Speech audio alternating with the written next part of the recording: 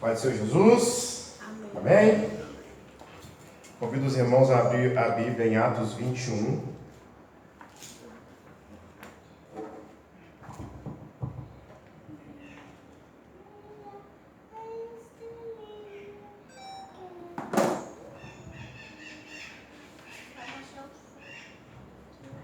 Como nós usamos a mesma tradução, está na página 281 da versão Palavra Viva.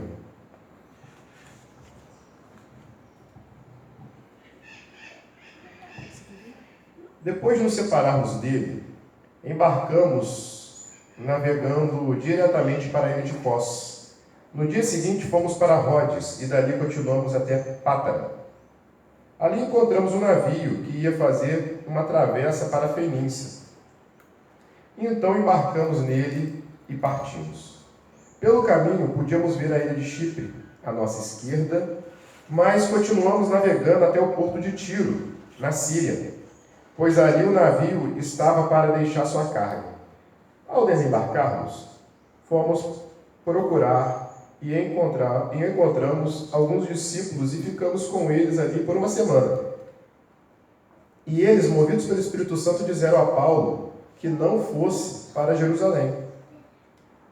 No fim de semana, quando chegou o dia em que íamos embora, todos aqueles irmãos, com suas esposas e filhos, nos acompanharam para fora da cidade até a praia. E ali nos ajoelhamos e oramos. Isso é forte, hein? E ali nos ajoelhamos e oramos. Depois de nos despedirmos, embarcamos no navio e eles voltaram para suas casas. O próximo lugar que paramos depois de Tiro era Ptolomaida. Ali encontramos e cumprimentamos os irmãos e passamos um dia com eles. E no dia seguinte partimos e chegamos a Cesareia, onde ficamos hospedados na casa de Filipe, o evangelista. Ele era um dos 7 homens que foram escolhidos para distribuir a comida. Ele tinha 4 filhas solteiras e elas tinham o dom da profecia. Enquanto ficamos por lá vários dias, um profeta chamado Ágabo veio da Judéia.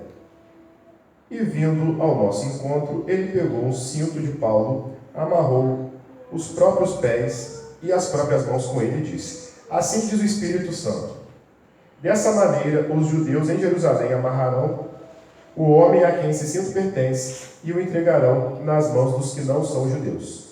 Quando ouvimos isso, nós e os que eram daquele lugar pedimos com insistência que ele não fosse para Jerusalém. Mas Paulo respondeu: o que vocês estão fazendo, chorando e deixando meu coração triste? Pois eu estou pronto não somente para ser preso, mas até para morrer em Jerusalém, pelo nome do Senhor Jesus. Vamos orar. Senhor nosso Deus e Pai Todo-Poderoso, que o Senhor possa usar a boca do pregador, que o Senhor não use, Pai amado, o coração do pregador, mas que seja o seu próprio coração. Que a Tua palavra, Pai amado, possa vir do Teu coração e encontrar os meus lábios, e que eu possa, Pai amado, proferir palavras que venham diretamente do trono do Senhor ao Teu povo. Assim nós oramos em nome de Jesus. Amém. Gente, então, vamos partir para o principal do sermão. O que acontece? Se a gente lembrar, Paulo, em Atos 19, ele vai passar 3 anos pregando a palavra de Deus em Éfeso. E quando ele prega a palavra de Deus em Éfeso, o que acontece? Toda a Ásia, ela vai se converter. Amém? Quando eu falo toda a Ásia, assim, parece que todas as pessoas, né? Mas aquelas províncias da Ásia, as pessoas ali foram alcançadas pelo Evangelho, e todos esses lugares, a palavra de Deus chegou. Então eu vou reformular. A palavra de Deus chegou em toda a Ásia, por conta do ministério de Paulo em Éfeso. E aí o que acontece?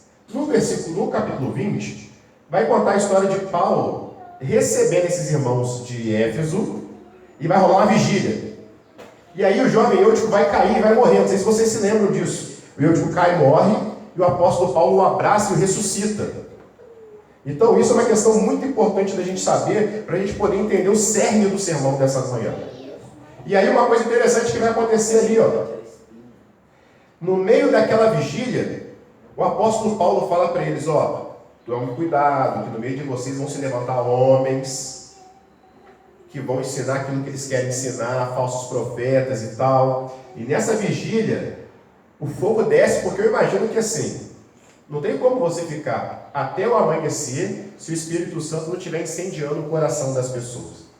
Porém, mesmo com pessoas com o coração incendiado, às vezes acontece de ter alguém cansado, de ter alguém com sono.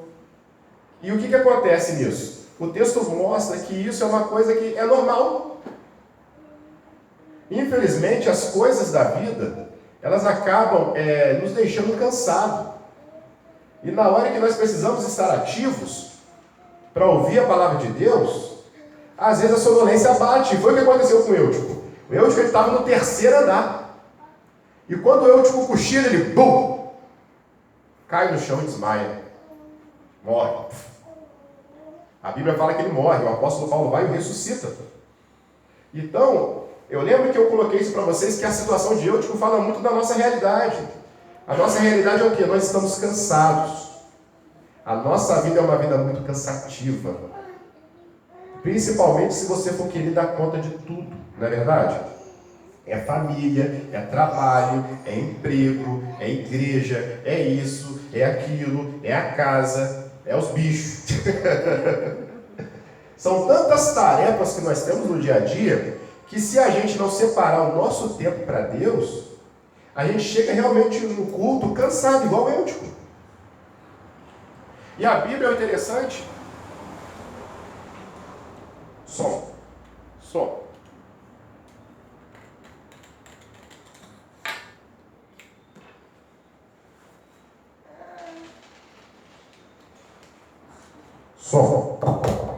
E o interessante é que a Bíblia ela não vai condenar Eutico.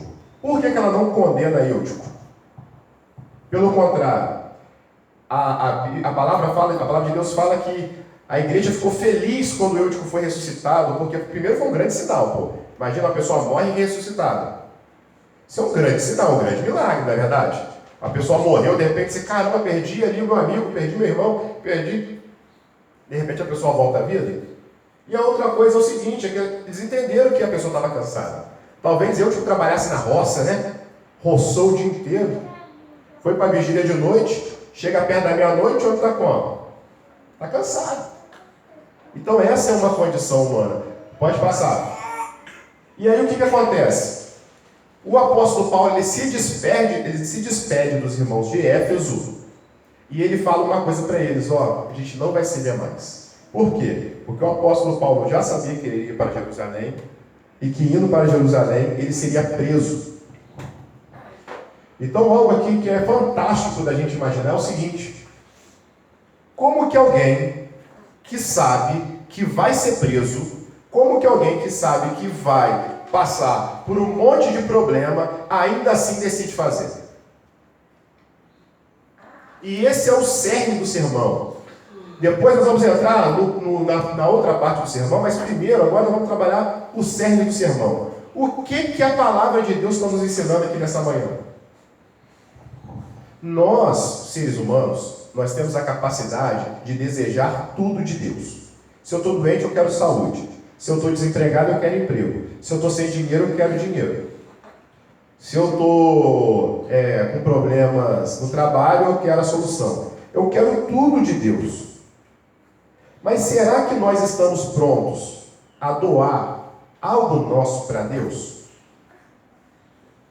Até que ponto eu e você estamos dispostos a doar a nossa própria vida para Deus?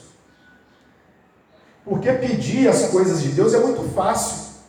É muito fácil eu abrir a Bíblia aqui e ver uma promessa e falar que essa promessa vai ser cumprida na sua vida. Mas será que você também, ou eu, teremos a disposição de renunciarmos à nossa vida para que esses milagres aconteceram aqui no passado venham acontecer na nossa igreja hoje? Porque é muito fácil eu colocar as coisas na mão de Deus, porque Ele é todo poderoso, Ele é perfeito, Ele não erra. Mas e eu? O que eu tenho feito? E aí fica um questionamento para mim e para você. O que nós temos feito para a glória de Deus? Para a casa de Deus? Porque nós estudamos no início desse ano o livro de Marcos, né? Nós terminamos o ano, iniciamos, e por volta de fevereiro nós acabamos o livro de Marcos. E Jesus ali, ele dá no nosso estudo, nós vimos ali que Jesus dá uma ordenança. Qual que era a ordenança de Jesus? Ide por todo mundo e pregai o Evangelho a toda criatura. Será que nós, hoje, temos feito isso? Que é o básico daquilo que Jesus pediu? Aqui eu não estou falando de você dar dízimo, não estou falando de você dar oferta, não estou falando de nada disso. Eu estou falando simplesmente de você abrir a sua boca para dizer para as pessoas que Jesus, Ele é bom e que Jesus tem a solução para a vida delas. Quantas pessoas eu encontro que ela está cheia de problema e você fala para ela que Deus é bom e que Deus existe, e ela fala: mas eu tenho fé em Deus.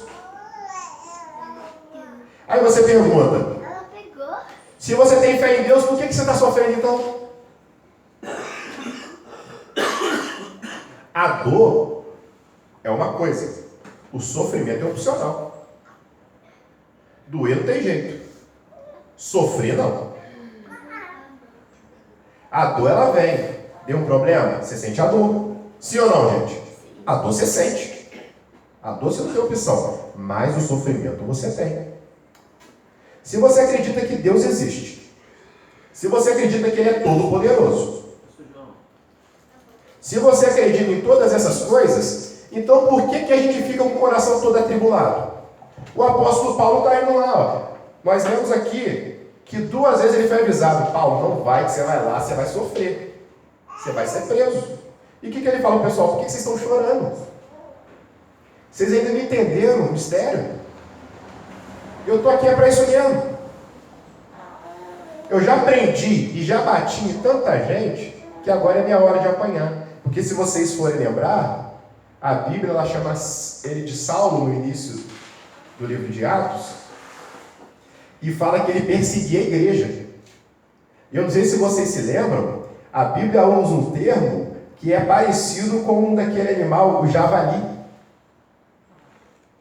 O apóstolo Paulo, ele chegava nos lugares, ele pegava os cristãos como um javali destrói as lavouras. Eu não sei se vocês já pesquisaram sobre isso, mas no Brasil, por exemplo, existem algumas regiões que javali já virou uma praga. A caça de javali é permitida. Então existem pessoas profissionais, só que é incrível, né? Você pode matar o javali, mas não pode comer. É só para eliminar a praga. E aí, uma época, eu não sei como é que está a lei hoje, né? Mas na época eu estava vendo na TV Câmara, ou TV Senado, eles estavam debatendo sobre tipo assim, poder levar a carne pelo menos para a escola, para doar para a escola usar ali, né? E etc. Mas o apóstolo Paulo, ele era como um javali, meu irmão. Ele chegava... Então, o que ele vai dizer para as pessoas? Meus filhos, eu já fiz tanto, que para mim, tomar um couro, morrer por Jesus, está tudo certo, não vai fazer diferença. Vocês estão entendendo, gente? Sim ou não? Sim. A gente vem na igreja todo domingo. A gente vem na igreja na terça-feira. Na sua casa, você ora quando você acorda. Na sua casa, você ora quando você dorme. Sim ou não, gente? Sim. Todos nós aqui temos uma intimidade com Deus no nosso lar. Mas aqui, nesse texto, o que nós estamos aprendendo de interessante, que a gente pode tirar para a nossa realidade é o que eu e o que você tem feito para Deus. Existem várias maneiras da gente viver para Deus. Vou te dar um exemplo. Tem pessoa que foi chamada para ser empresário. A pessoa que é empresário não é para qualquer pessoa. Quem é empresário, normalmente ele tem um dom. O dom de negociar. Mas ele não tem só o dom de negociar, ele tem o dom de administrar. Vocês estão entendendo? Sim ou não? Aí eu pego esse empresário porque ele fala bem e boto ele aqui no púlpito para pregar. Pode ser que isso aconteça? Pode. Mas normalmente não foi para isso que Deus chamou ele. Para que Deus chamou ele? Deus chamou ele para dar emprego. Deus chamou ele para poder ofertar na casa do Senhor. Então, o que ele tem que fazer na igreja? Ele tem que focar naquilo que ele foi chamado. Eu vou desenvolver minha empresa porque eu vou empregar mais pessoas, eu vou pagar um salário melhor para meus funcionários, eu vou botar um plano de saúde decente, eu vou botar um plano dentário, eu vou financiar aquela obra da igreja. Por quê? Porque Deus chamou ele para ser um empresário. O outro é cantor. Cara, eu vou fazer músicas, eu vou escrever músicas, que essas músicas vão falar no coração das pessoas. Uma pessoa que estiver com depressão, ela vai ouvir minha música, ela vai sair da depressão. Uma pessoa que estiver pensando no suicídio, ela vai ouvir minha música, ela vai deixar de se suicidar. Uma pessoa vai estar desanimada e ela vai ser animada pela minha música. Então, cada um de nós aqui tem um dom, cada um de nós aqui tem um talento. Todo mundo aqui. Como eu disse para vocês no último culto, se Deus quisesse apenas te levar para o céu, sabe o que ele tinha feito? Ele te matava no dia que você aceitou Jesus. A verdade é que Deus quer usar a minha vida, Ele quer usar a sua. O segredo é, até que ponto eu estou disposto a deixar Deus usar a minha vida? Vocês estão entendendo? Até que ponto eu estou disposto a deixar Deus me usar? E aí, o que vai acontecer? Quando Paulo chega a Cesareia, ele vai para a casa de Filipe, há uma questão muito interessante ali para a gente poder abordar, sabe qual é? A mulher. Se a gente pensar que nesse período as mulheres tinham pouca valorização social, Deus levanta 4 meninas e transforma elas em profetisas. Olha que interessante. Então essas mulheres que nesse período elas tinham pouco valor, em alguns casos nenhum valor, Deus valoriza a mulher. Nós poderíamos dizer que seria até uma forma de inclusão social. Olha que interessante. A mulher, ela sendo incluída não apenas no serviço, mas também no ato religioso. Estão entendendo? Sim ou não? Estão entendendo? Sim ou não, gente? Interessante que a Bíblia, ela traz algumas coisas e que se a gente não se atentar, acabam passando despercebidas. Então Deus ele levanta 4 meninas, e eram donzelas, meninas solteiras. E essas meninas elas chegam e falam: assim diz o Senhor. Olha que coisa fantástica. Porque se a gente pensar no ministério profético de hoje, a gente sabe que tem muito charlatanismo. Infelizmente tem charlatanismo. Tem pessoas que usam disso para poder se enriquecer. Tem pessoas que usam disso para poder ter status social, para poder ter prestígio dentro da igreja. Mas nesse caso aqui não. Essas meninas abriam a boca e elas diziam o quê? Assim diz o Senhor. Vocês têm noção, gente, do que está acontecendo aqui? Não é qualquer pessoa que diz assim diz o Senhor, irmão. Eu, por exemplo, para poder entender a palavra de Deus, eu tenho que ler, eu tenho que reler, eu tenho que pegar livros, eu tenho que estudar. E de repente Deus usa uma dessas meninas e diz: ó, é isso que eu quero, é assim que eu penso, essa é a minha decisão. Por isso que eu acho que às vezes algumas coisas passam despercebidas ao lermos a Bíblia e que isso nos atrapalha no entendimento da nossa própria vida espiritual. Então é interessante nós vermos aqui essa inclusão da mulher. Não apenas no ministério, mas em algo de suma importância. Por quê? Nesse período histórico, a Bíblia ainda não existia. A Bíblia, ela estava sendo construída. Como assim, pastor, a Bíblia estava sendo construída? O apóstolo Paulo escreveu uma carta, por exemplo, para os Efésios. Essa carta era lida lá, mas depois dessa carta ser lida, ela poderia ser copiada e mandada para uma outra igreja, para que ela fosse lida lá. Ou poderia ser mandada a própria carta em forma original. Então a maneira com que as pessoas conheciam a vontade de Deus era através das cartas do apóstolo Paulo. Depois nós teremos também junto as cartas universais, né? A carta de Pedro, a carta de João, a carta de Tiago, que era irmão de Jesus, não o apóstolo, a carta de Judas, que era irmão de Jesus. Vocês estão entendendo, sim ou não? Então quando a gente fala aqui, assim diz o Senhor, não é qualquer coisinha. Quando a gente fala assim diz o Senhor, nós estamos falando do Deus Todo-Poderoso. Nós estamos falando da santidade do próprio Deus. Vocês estão entendendo, gente? Nós estamos falando de um Deus santo aqui, que não é de uma pessoa fictícia, ou de alguém que a gente adora de qualquer maneira, mas é de um Deus santo, tão santo, que se eu e você olharmos para Ele, nós morremos. Moisés pediu para ver a Deus, sabe o que Deus falou para ele? Ninguém me vê e vive. Pra você ter ideia, quando um anjo de Deus chega perto da gente, você não consegue ficar de pé. Todas as vezes que um anjo apareceu, o pessoal se prostrou ou caiu. Ou pior, viu a sua miséria. Foi o que aconteceu com Isaías. Isaías nem chegou a ver a Deus, ele viu só o trono, ele viu a conversa, ele viu os anjos. Ele falou, ai de mim. Eu acho que às vezes falta para a gente entender quem é Deus. Eu estava muito preocupado com algumas coisas da igreja, e essa preocupação me trouxe um descontentamento e uma desmotivação. Fiquei desmotivado.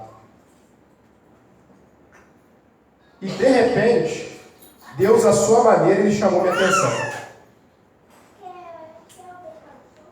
É como se Deus falasse para mim assim: aonde está a tua alegria? Aonde está a sua alegria? E eu pergunto a você nessa manhã, a mesma pergunta que o Espírito Santo me fez: onde é que está a tua alegria? Está no dinheiro que você ganha? Está na festa que você vai?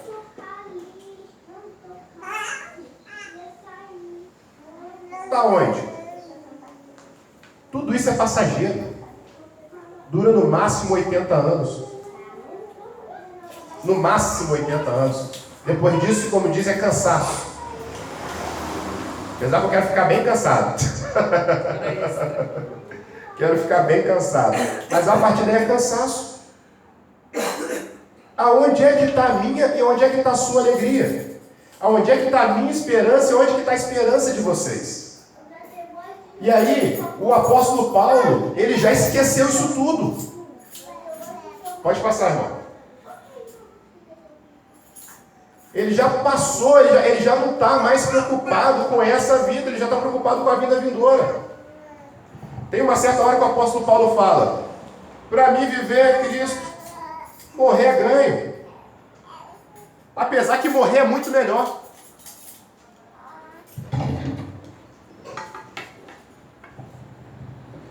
O apóstolo Paulo vai dizer para ele morrer é muito melhor. Porque se ele morrer, ele vai estar com Cristo na glória. A gente vem da igreja, mas a gente ainda não entendeu qual é o Deus que nós servimos. Porque no dia que a gente entender quem é Deus, Ele vira a nossa prioridade.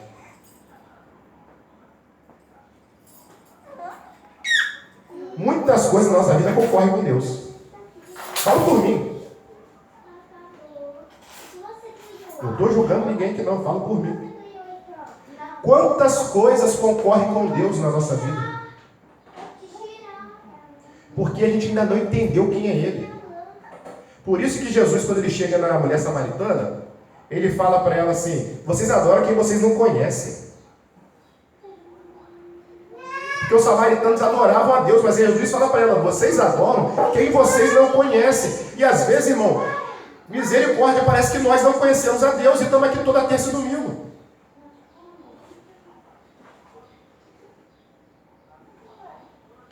Falo por mim. Porque foi o que Deus falou comigo. Onde é que está a tua alegria? Neném, você tem sinal de vida aí. Tem sinal de vida. E aí Tiago, o apóstolo Paulo, ele decide, eu vou sofrer, estou disposto a morrer e estou indo a Jerusalém. E ele vai para Jerusalém. Quando ele chega em Jerusalém, quem que é o líder da igreja de Jerusalém? Tiago, o irmão de Jesus. Por quê? Nessa hora, provavelmente, todos os apóstolos já tinham metido o pé de Jerusalém, porque a igreja estava muito grande. A igreja já tinha presbíteros o suficiente, e alguns historiadores vão dizer que eles foram para os confins da terra. Olha que interessante. Eles foram cumprir aquilo que Jesus mandou. Eles foram para os confins da terra, provavelmente. E aí o que acontece? Enquanto os apóstolos estavam em missão, o apóstolo Paulo chega, é recebido por Tiago, e Tiago chega todo feliz. Paulo, meu camarada, vem cá para você ver os resultados. Aí me parece que Tiago pega uma planilha e mostra para Paulo. Olha o crescimento da igreja, Paulo. Nós estamos com a congregação ali no Vila Brasília, nós estamos com a congregação ali no Marina Torres, nós estamos com a congregação ali no Açude, nós estamos com a congregação ali no Santa Cruz. E aí o Tiago, ele começa a mostrar para o apóstolo Paulo como é que a igreja está crescendo. Mas parece que o apóstolo Tiago, ele está tão feliz, mas de repente vem aquela luz de água fria. Paulo, mas eu lembrei do negócio aqui, velho. Estão queimando seu filme na igreja. Estão dizendo que você é contra a lei e contra Moisés. Sabe como que nós vamos resolver isso? Eu acho interessante é que esses homens da Bíblia, Paulo, Pedro, sabe, eles nunca levam só o problema, eles sempre levam o problema com a solução. Irmãos, eu queria muito que vocês tivessem ideias para a gente poder crescer a igreja, para a gente poder levar a palavra a mais pessoas. Mas eu quero, irmão, que você venha com a ideia e com a solução. Não adianta só você vir me trazer um problema. Pastor, isso aqui eu acho que não está legal. Pô, não está legal, mas me fala como que arruma. Já chega com um problema, mas já vem com a solução também que você já resolve. E aí Tiago já vem com um problema, no meio daquela conversa gostosa, mostrando como é que a igreja está crescendo, ele fala, pô cara, mas o povo vai te perseguir aqui, cara. Vai dar problema. E aí o que acontece? Ele manda Paulo fazer um ritual. Manda Paulo raspar a cabeça. E fazer uma purificação. E aquilo tinha um custo. Ele fala assim, pega essa galera que está contigo aí, paga o custo de todo mundo aí, e faz um voto com eles, para mostrar que você não deixou a lei. Mas a verdade é que o apóstolo Paulo havia deixado a lei. E isso é uma outra coisa interessante. Irmão, na igreja, se você quiser viver na igreja, você vai ter que fazer a concessão.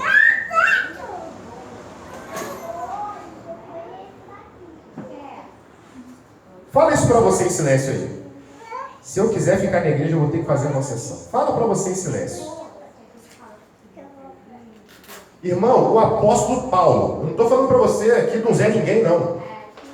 Quem fez a concessão foi o próprio apóstolo Paulo. Eu não sei se vocês têm noção de quem foi o apóstolo Paulo. Eu não estou falando aqui, como diriam uns lá, o Zé dentro d'água, não. Eu estou falando do apóstolo Paulo. Ele fez uma concessão em nome da comunhão da igreja. Porque o apóstolo Paulo podia bater, ó, eu não concordo. Me mostra onde é que está escrito que eu tenho que fazer isso aí. O apóstolo Paulo não fez isso. Ele não veio com o papo de que eu não concordo. O apóstolo Paulo é daqueles que falam onde é que eu assino. Essa é a concessão que eu tenho que fazer? Então eu vou lá e vou rapar minha cabeça. Vocês estão entendendo, gente? Não existe igreja perfeita. Não existe igreja perfeita. Toda igreja vai ter um defeito, inclusive a nossa. Agora tem menos defeito porque tem menos pessoa. Quanto mais pessoa vai chegando, quem traz defeito são as pessoas, né? Quanto mais pessoa vai chegando, mais defeito vai surgindo. Vocês estão entendendo? Sim ou não? Então é impossível. É por isso que é bom a gente ler a Bíblia corrida. Porque nada passa despercebido. Assim como nós falamos do valor da mulher, agora nós estamos falando da concessão. E aí a gente vai encerrar o sermão. O apóstolo Paulo, ele vai fazer a concessão. Então, se nós quisermos ser igrejas uns com os outros aqui, nós vamos ter que aprender a aceitar a limitação do irmão. Nós vamos ter que aprender a aceitar o erro do irmão. Vocês estão entendendo? Porque senão não vai adiantar, irmão. Qualquer igreja que a gente for,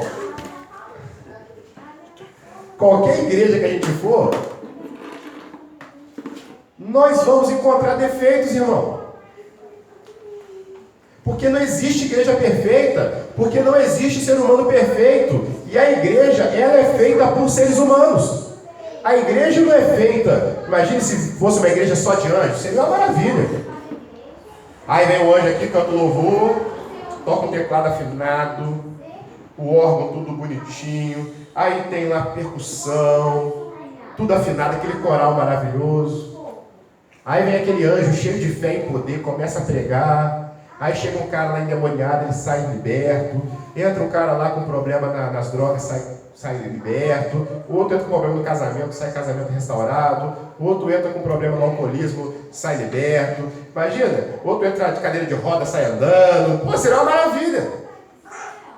Mas não é assim que a igreja funciona. A igreja é de gente, sou eu, sou ruim pra caramba. Se partir da igreja que a igreja sou eu, a igreja já está perdida.